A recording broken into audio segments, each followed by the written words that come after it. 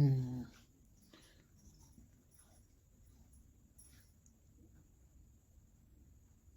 evening, class. Let's start today's session. The topic with chemistry. Topic है इसमें रसायन विज्ञान। देखिए रसायन विज्ञान किसे कहते हैं? तो रसायन विज्ञान कहते हैं विज्ञान की वह शाखा जिसके अंतर्गत पदार्थों की रासायनिक संरचना, स्ट्रक्चर या संगठन या कंपोजिशन, गुणधर्मों या प्रॉपर्टीज तथा परस्पर रासायनिक अभिक्रियाओं और उनके परिणामों का अध्ययन किया जाता है।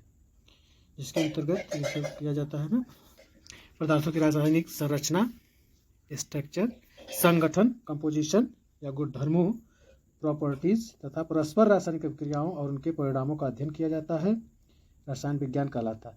18वीं शताब्दी के फ्रांसीसी रसायन शास्त्री एंटोनी लेवोजियर को आधुनिक रसायन विज्ञान का जनक माना जाता है, फादर ऑफ मॉडर्न केमिस्ट्री।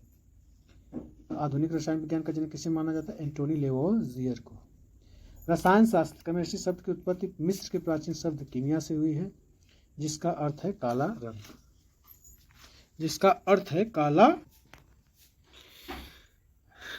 ब्रह्मांड में उपस्थित वह सब कुछ जिसमें द्रव्यमान या मास हो तथा जो स्थान या स्पेस घेरता हो पदार्थ कहलाता है। ब्रह्मांड में उपस्थित वह सब कुछ जिसमें द्रव्यमान या मास हो तथा जो स्थान या स्पेस जगह घेरता हो पदार्थ कहलाता है। किसी वस्तु में उपस्थित पदार्थ की मात्रा द्रव्यमान कहलाती है। किसी वस्तु में उपस्थित पदार्थ की मात्रा या क्वांटिटी ऑफ मैटर उस वस्तु का द्रव्यमान या मास कहलाती है। जैसे जल, वायु, सोना, कुर्सी, किताब आदि सभी वस्तुएं पदार्थ हैं। जल, वायु, सोना, कुर्सी, किताब आदि सभी वस्तुएं पदार्थ हैं। जबकि ऊर्जा, प्रकाश, ध्वनि, विचार, भावनाएं आदि पदार्थ नहीं है। पदार्थ की परिभाषा देखें। पदार्थ की परिभाषा कोई भी वस्तु जो स्थान घेरती हो, जिसका द्रव्यमान हो और जिसको अपनी 5 इंद्रियों 5 सेंसेस से महसूस कर सकते हैं तो उसे पदार्थ कहते हैं। या 5 इंद्रियों से जिसे महसूस कर सकते हो पदार्थ कहलाते हैं। जो स्थान घेरती हो जिसका द्रव्यमान हो। द्रव्यमान बताया गया कि किसी वस्तु में उपस्थित पदार्थ की मात्रा उस वस्तु के द्रव्यमान कहलाती है।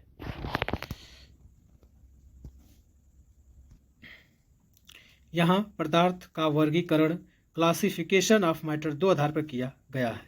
यहाँ पर पदार्थ का वर्गीकरण या क्लासिफिकेशन ऑफ मैटर 2 आधार पर किया गया है। पहला भौतिक आधार पर, फिर रासायनिक आधार पर। तो पदार्थ का वर्गीकरण देखिए। भौतिक आधार पर पदार्थ का 3 प्रकार के होते हैं: ठोस, सॉलिड, द्रव, लिक्विड, गैस।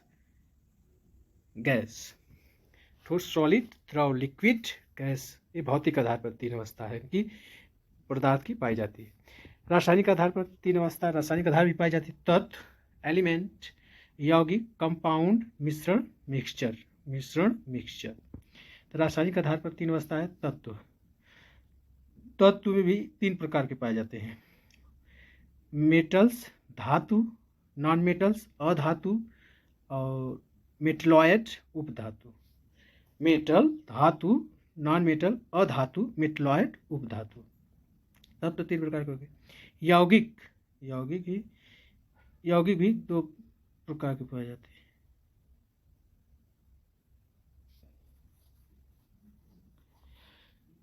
कार्बनिक यौगिक, अकार्बनिक यौगिक। कार्बनिक यौगिक ऑर्गेनिक कंपाउंड, इनऑर्गेनिक। कार्बनिक होता है जिसमें कार्बन उपस्थित हो और जिसमें कार्बन नहीं होता है उसे अकार्बनिक कहते हैं, इनऑर्गेनिक कहते हैं।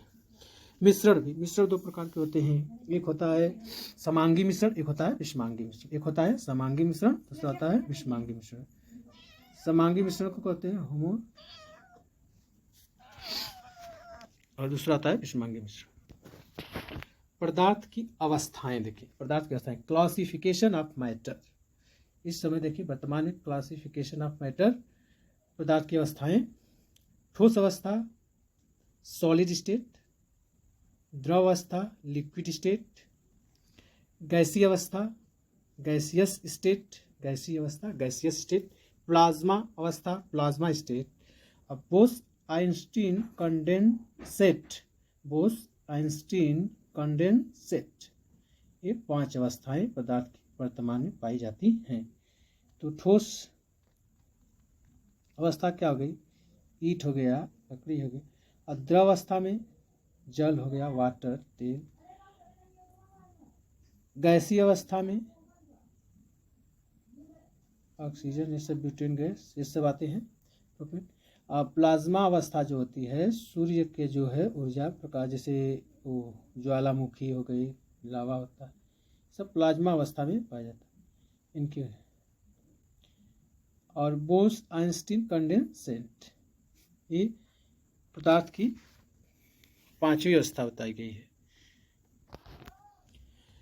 अब देखिए भाई भाई से ठोस अवस्था। ठोस अवस्था किसे कहते हैं? ठोस अवस्था, ठोस अवस्था में वस्तु का आकार या शेप एवं आयतन, वॉल्यूम निश्चित होता है। तो ठोस अवस्था में वस्तु का आकार एवं आयतन, वॉल्यूम निश्चित होता है। जब इन द्रव्यों पर बाह्य बल लगाया जाता है तो इनमें अपना आकार बनाए रखने का गुण होता है। इनमें अपना आकार बनाए रखने का गुण होता है। ठोस दबते नहीं, अर्थात इनमें नगण्य संपीड्यता, यानी दबाने पर दबते नहीं है।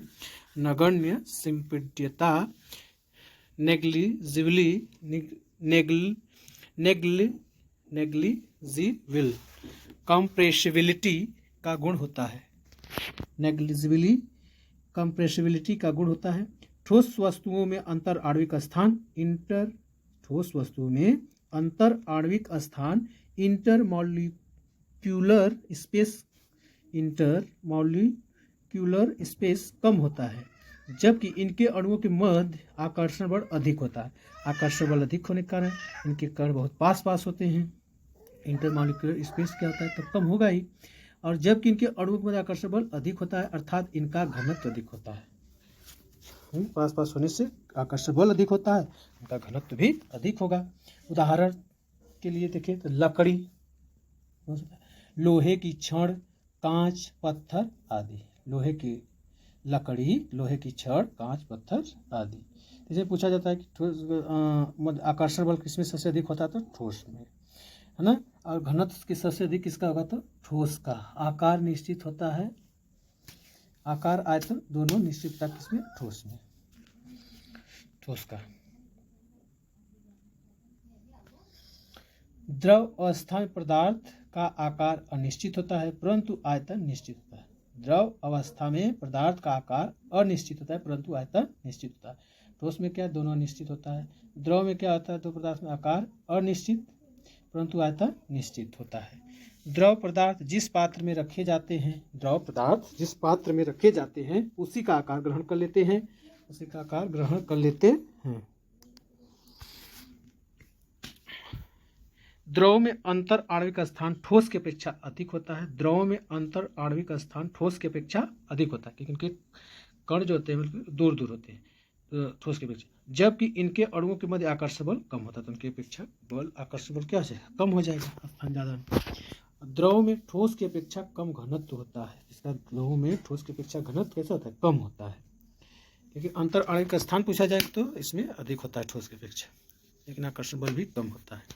देखिए जल, दूध, तेल आदि सब क्या आते हैं, दूध को किसी बर्तन में डालोगे उस तरह का आकार कर लेगा, इसलिए आकार निश्चित होता है।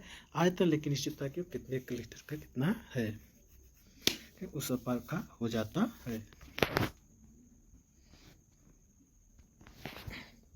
गैसीय अवस्था में देखें, पहला देखें हमने ठोस अवस्था जिसमें आकार आयतन दोनों निश्चित होता है। दूसरा अवस्था देखिए द्रव अवस्था जिसमें आकार अनिश्चित होता है लेकिन आयतन निश्चित होता है। तीसरी अवस्था देखें गैसीय अवस्था। गैसीय अवस्था में पदार्थ का आकार एवं आयतन दोनों ही अनिश्चित होते हैं। गैसीय अवस्था में पदार्थ का आकार एवं आयतन दोनों अनिश्चित होते हैं, जबकि ठोस में दोनों निश्चित होते हैं। अब देखिए गैसों में अंतर आणविक स्थान इंटरमॉलिक्यूलर स्पेस बहुत अधिक होता है और ठोस में बहुत कम होता है। गैसों में अंतर आणविक स्थान इंटरमॉलिक्यूलर स्पेस बहुत अधिक होता है, इसलिए इनमें उच्च संपीड्यता हाई कंप्रेसिबिलिटी का गुण होता है। इनमें उच्च संपीड्यता या हाई कंप्रेसिबिलिटी का गुण होता है।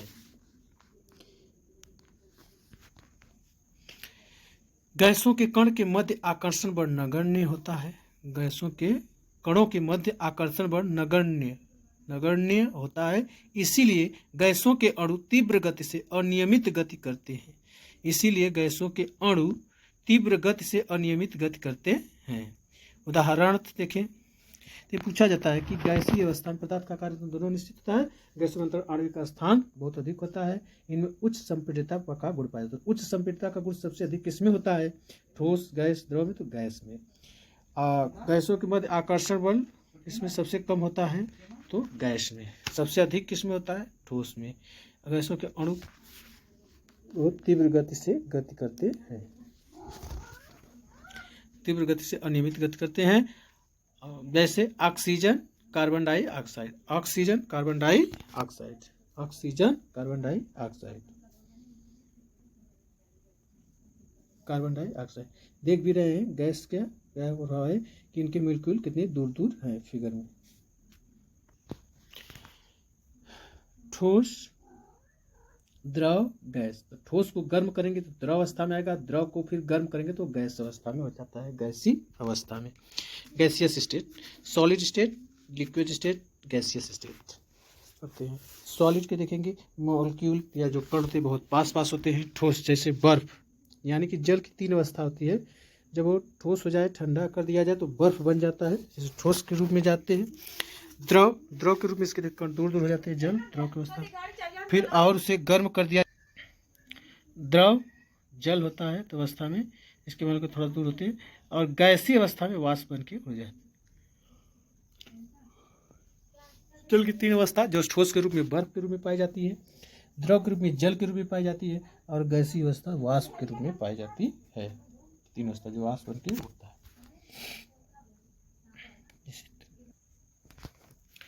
अब देखें क्वेश्चन इस तरह बनते हैं कि पूछेगा घनत्व, डेंसिटी, घनत्व या डेंसिटी सबसे अधिक किसमें पाई जाती है? तो ठोस में, क्योंकि इसके मॉलिक्यूल कण बहुत दूर पास होते हैं और में आकर्षण बल भी बहुत अधिक होता है, तो डेंसिटी भी अधिक होगी। इसके कण पास होंगे। द्रव की क्या होती है? उससे थोड़ा दूर दूर होते हैं, और गैस में से भी दूर होते हैं। तो इसलिए गैस में जो डेंसिटी होती है सबसे कम पाई जाती है। ठोस, द्रव, गैस, क्रम को याद रखना है। फिर आणविक आकर्षण बल पूछेगा कि मॉलिक्यूलर फोर्स ऑफ एट्रैक्शन तो किसमें सबसे अधिक है? तो ठोस में, उसके बाद द्रव में, देन आफ्टर गैस में। ठोस में आंतरिक आकर्षण बल सबसे अधिक पाया जाता है, उससे अच्छा द्रव सबसे कम गैस में पाया जाता है। अंतरा आणविक स्थान क्या होता है? Intermolecular space, intermolecular space.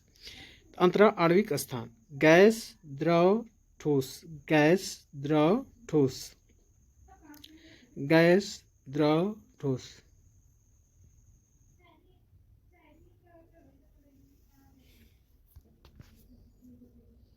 तो अंतरा आणविक स्थान के साथ सबसे अधिक स्थान गैस में होता है, देन आफ्टर द्रव में, और सबसे कम ठोस में होता है। प्रसार, एक्सपेंशन किसमें ज़्यादा होता है? सबसे ज़्यादा जिसके मॉलिक्यूल, जिसके कण बहुत दूर दूर होते हैं, गैस का होगा। द्रव का होगा। सबसे कम ठोस अवस्था में पाया जाएगा, क्योंकि उसके मॉलिक्यूल कण जो है बहुत पास होते हैं। विसरण, डिफ्यूजन, ये भी देखो विसरण एक प्रकार की कैसी विधि है।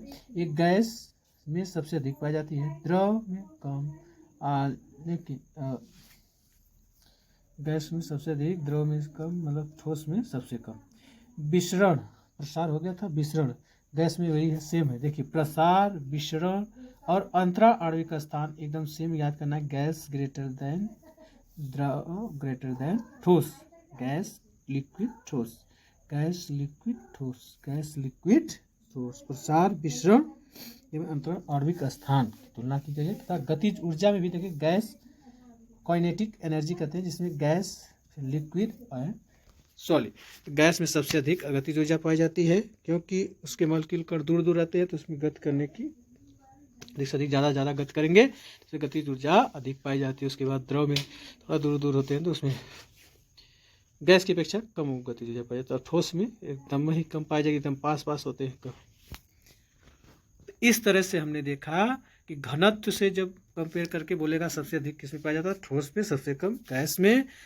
आकर्षण बल पूछेगा सबसे अधिक किसमें, तो ठोस में, सबसे कम गैस में। अंतरा आणविक स्थान पूछेगा, इंटरमोलिक्यूलर स्पेस, तो गैस में सबसे अधिक, द्रव में से कम।